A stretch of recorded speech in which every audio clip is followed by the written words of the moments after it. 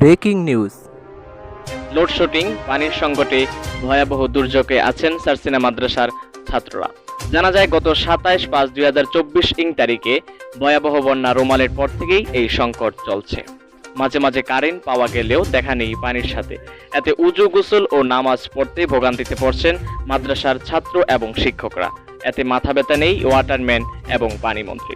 এদিকে পানির সংকটে পড়ে তায়াম্মুমের প্রশিক্ষণ নিচ্ছেন জামাতে দুয়মের ছাত্ররা। আজ সকালে ক্লাস চলাকালীন সময়ে এই প্রশিক্ষণ দেওয়া হয়। এতে উপস্থিত ছিলেন মাদ্রাসার এক বিশেষ ফকি। জানা যায় তিনি নিজেই এই প্রশিক্ষণ প্রদান করেন। গতকাল গোয়েন্দা মাধ্যমে জানা যায় যে পানির সংকটে পড়ে বিক্ষুব্ধ হয়ে পানির ট্যাপ খুলে নেওয়ার সিদ্ধান্ত নিচ্ছেন কিছু বিদ্রোহী গ্যাং পার্টি। গতকাল আবাসিক হল থেকে আমাদের নিজস্ব প্রতিনিধি জানিয়েছেন, পানি না থাকার কারণে ভয়াবহ অবস্থা রূপ ধারণ করেছে আবাসিক হলের বাইতুল খলা তথা বাথরুমের। জানা যায় কিছু রুচিহীন ছাত্ররাই এই কাণ্ড ঘটিয়েছে। এতে বাতাসের সাথে দুর্গন্ধ ছড়াচ্ছে। আবাসিক হল হয়ে উঠছে সম্পূর্ণ বসবাস অনুপযোগী।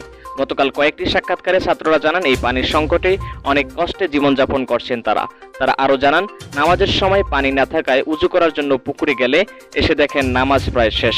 মাসবুক হলে কানে ধরা এবং জামাত না পেলে চেঙ্গি দেওয়ার আইন করেছেন জামাত নাজিবেরা। তবে কর্তৃপক্ষের কাছ থেকে এখনো পর্যন্ত পানি পাওয়ার কোনো আশা করা যাচ্ছে না। এভাবে চলবে কতদিন, প্রশ্ন সবার মনে।